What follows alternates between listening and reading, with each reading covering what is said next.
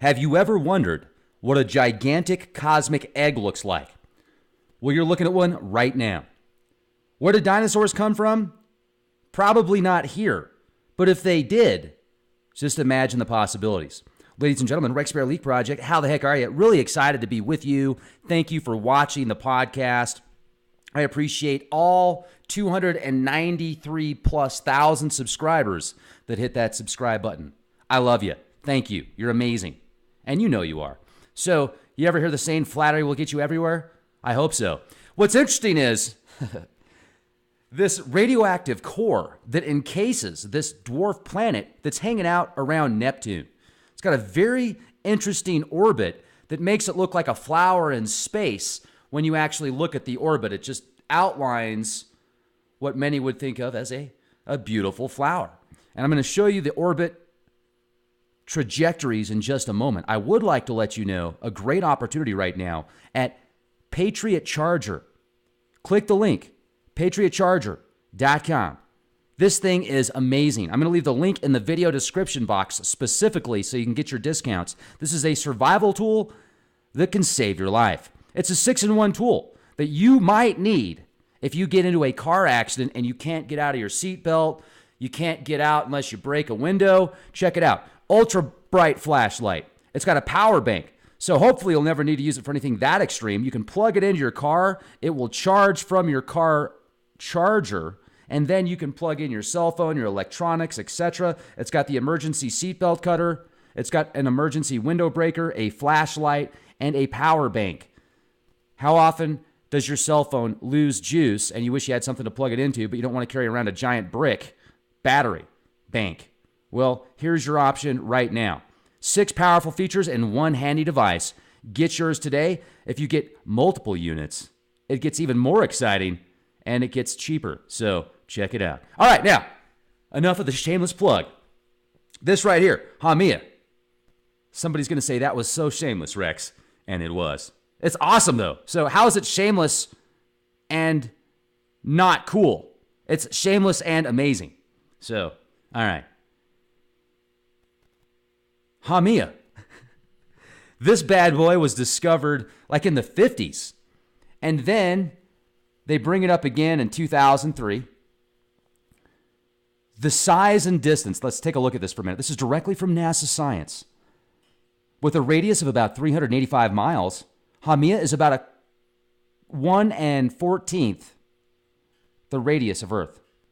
I thought I was actually going to say it was about a quarter the size of Pluto, because that's what I read earlier, so hence the distraction. And I'm listening to Billy Idol right now in the background, so don't be a hater. Billy Idol's awesome. So, from an average distance of really, really far away, about 43 astronomical units from the sun, it only takes the sunlight 6 hours to travel from the sun to Hamiya. Now, the orbit is very bizarre, and this is what I want to show you real quick. So, this is a list of some other trans-Neptunian objects that are out there in space that some people say space doesn't exist. Well, let's not even go there. I mean, it's like, listen to this comment that somebody left in the comment section today. I thought this was great. This is great. Outer space is a lie. So are the planets. Wherever your guy got this book, did nobody tell him it is a fictional novel? Go ahead and tell me I'm wrong, and then tell me that NASA is not a lie factory, and the fact that there is no measurable curvature anywhere on the Earth only confirms that we are not on a ball. So that's from Double Flathead. Double Flathead. So thank you for letting us know that. All right, now let's get back into this awesome, I want to show you this really cool orbit. So you can see it's shaped like an egg. It's got 2 moons that are orbiting it. It's also got rings around the planet.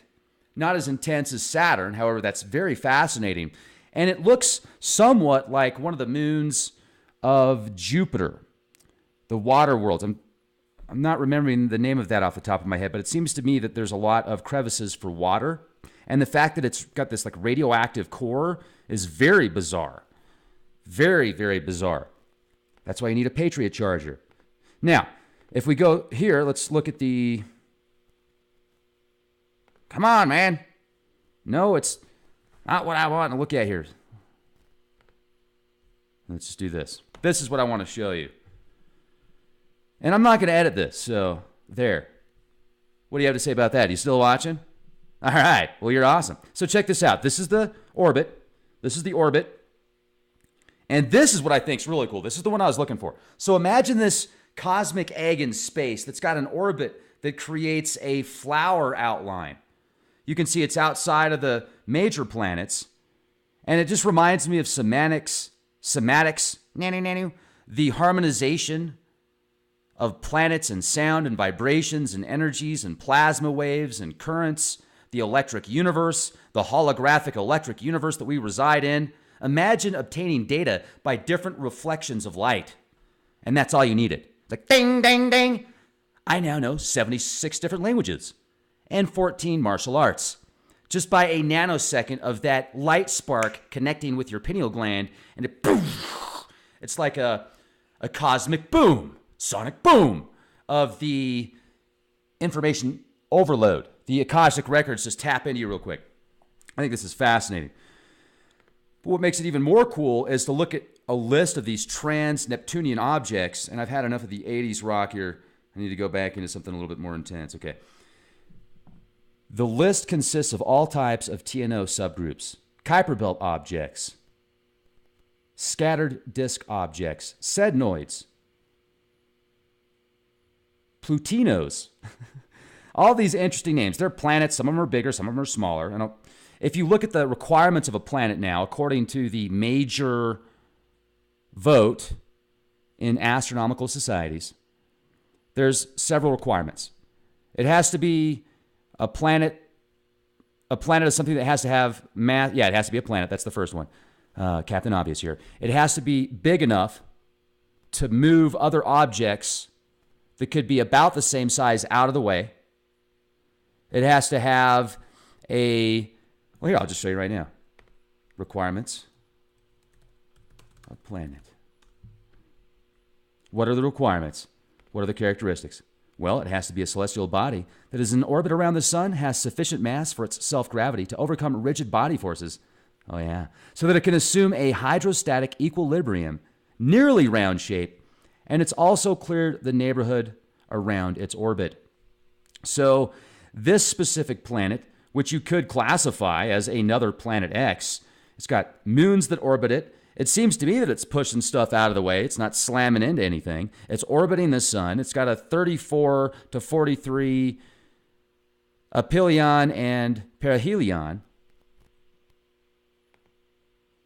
So you could say it's pretty much a planet. Now stay with me because this is where it gets very interesting. Look at all these dwarf planets and centaurs, trans-Neptunian objects.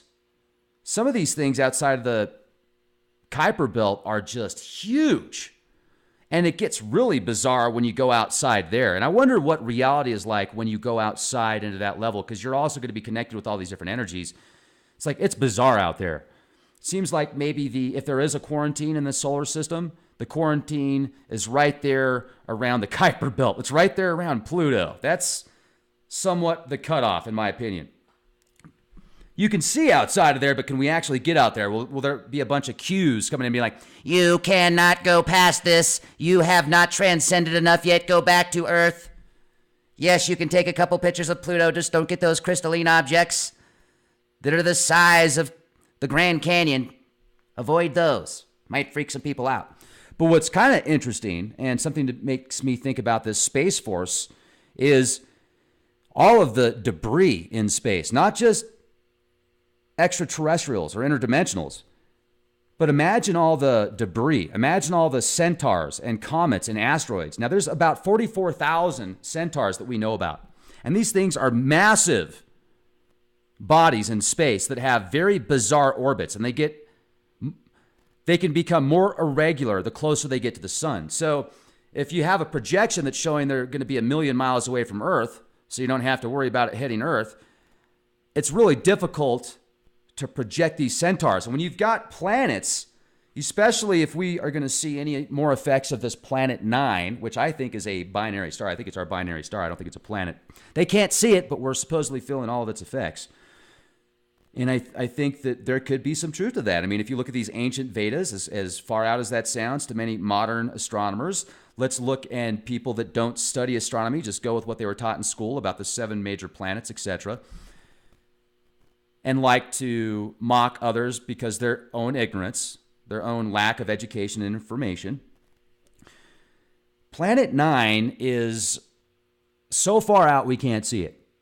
Yet the mass is supposed to be about that of Jupiter. And experts, or those that are in the expert fields, are saying that it was probably ejected a long time ago in the creation of this solar system with Jupiter, etc., and it got launched way out there. Could it be the binary star and they're labeling it Planet 9 just based upon the data that they have? Now, based upon its mass and its size and the effects on the other planets, especially outside of the Kuiper Belt, if that is the cause, and it's not just a group cluster of gravity, which other astronomers have said that's what they feel it is, then I think it would make more sense that it's a sun. It's our twin star. The black star.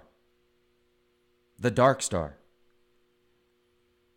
You can read about a binary star system of our own solar system in ancient Vedas that are stories thousands of years old that had adopted stories far older.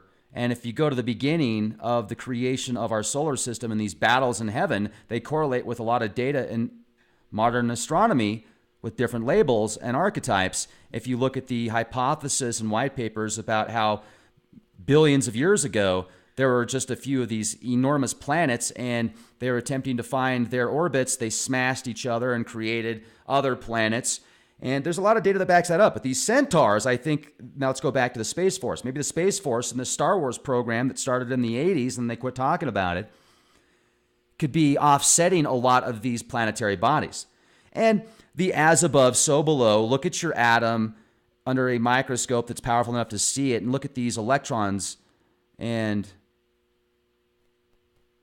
the way that they oscillate. Neutrons, electrons, oscillating in different frequencies and harmonies. It's similar to the sun and the planets. I had a very powerful vision at 19 years of age, and I was watching something on TV, and it totally hit home to me when I was watching these orbits of space, and I was thinking about the cell and our body and underneath the microscope, etc. The as above, so below is so powerful. So imagine everything having specific orbits, etc., but due to certain cases at particular times, they collide or they move a little bit or something happens to where these effects cause mass bodies to collide. Our own planet has been the combination of multiple catastrophes. And if you get into the electric universe theory about how many of these incredible monuments like Monument Valley and the Canyon Lands and the Grand Canyon and even the enormous canyon on Mars was created when Venus came in, or even before that, a major planetary body came in, got close to our planet, it didn't hit it, but based upon the electromagnetic effects and the plasma effects, etc., the lightning bolts that were coming down from the heavens were what was causing these incredible formations of rock and stone that we see today. Now, for continuation of life and government and society, if we have a civilization that can get through this hump that I feel there has been many times in the past, a reset button. You get to a certain level, boom, reset, 99.999% of the world has to start over. And those that remain have to rebuild the pieces, and maybe some of them have all the knowledge and information and technology and people to rebuild those technologies so they can kind of go into a branch-off civilization society, very advanced. Imagine a society that's made it through all these cataclysms that's still around today with all the best technologies. They're out there. They're there. They're probably so powerful now that they can do whatever they want. Anything. They think it, they can do it. They can change into any form of matter just via thought. Bang! You know, it's like, do I want to be an ocean? Do I want to be a planet? Do I want to be a solar system? Do I want to be a human? Do I want to be a hawk flying flying over the most beautiful landscapes on planet Earth? Do I want to be Silver Surfer? Do I want to be Thanos? Do I want to be Superman? Do I want to be Batman?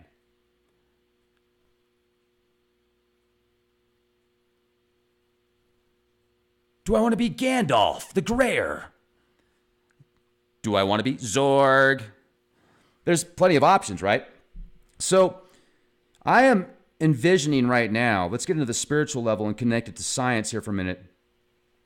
We go through these cycles. We're in the Earth cycle right now. Some of us might go to another planetary body after this. Some of us might come back here. And these different levels and vibrational frequencies will also allow us to use a different medium of our consciousness. It's just not going to be the same consciousness that we're experiencing here, not the same consciousness or the same physical body, the same type of medium. Because you're going to have to go through that level and obviously have different nourishments and different environment impacts. So when these planets start coming back, and they're going to start pulling in these centaurs and these asteroids and these comets with them, all this debris, and this Space Force, this Star Wars program, all this stuff in space, that is why I feel a lot of the times we are maybe seeing these pictures that are photoshopped and stuff. It's not because it's a flat Earth. It's very round. It could be, let's say there's plenty of curvature there. It may not be perfectly round, but there's plenty of curvature there. When people say there's no curvature on the Earth, there's people that say that. Go talk to those that actually build the mediums or the medians on freeways, those giant concrete barriers, they build curvature into it. There's plenty of curvature. There's plenty of curvature. Now, does that mean everything they tell us is true? Absolutely not. And just because you feel that we didn't go to the moon, how does that have anything to do with the Earth being flat or round? I mean, you can prove the Earth is round just by looking at the moon. Unless everything is a hologram, and then you can get into the quantum physics. I get it. Yet even in this hologram, the Earth is round. But why do we even have to talk about this anymore? I can't believe we still talk about this crap. I thought we were over this by now. It's like that's what this did. The flat Earth conspiracy. It's, in my opinion, it has taken so much important time out of valuable information that needs to be researched. But no, you got to argue about the flat Earth. So anyway, enough about that. The Centaur, the minor planet. This is a chart that shows you 44,000 centaurs in the solar system. With all of these things have bizarre orbits and irregular orbits. So good luck finding the algorithms on all of these. So I think having a Star Wars program in place is a great idea. A Space Force is a great idea. They can shoot these things out of the sky before it hits the planet. Now, Planet 9. Let's talk about Planet 9 for a minute, because one thing fascinates, this electronic music is... Pandora's not really doing it for me today, folks. Sometimes when Pandora's on, I'm just flowing, and then, anyway, here we go. This is better. Now we got Billy Joel, Pressure, one of the greatest songs of all time. Billy Joel, Pressure, no pressure. Okay, let's look at the size and composition here. The planet is estimated to have 10 times the mass and 2 to 4 times the diameter of Earth. An object with the same diameter as Neptune has not been excluded by previous surveys in visible light. However, the infrared survey by the Wide Field Infrared Survey Explorer, WISE, may have the capabilities to detect such a planet. They're saying within a few years they're going to have to find it. They're saying it's going to have nowhere else to hide, so we'll see. Unless they're looking in a different light spectrum. So,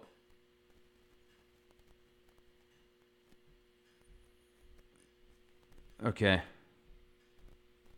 10 to 20,000 year orbit. Yes, elliptical orbit.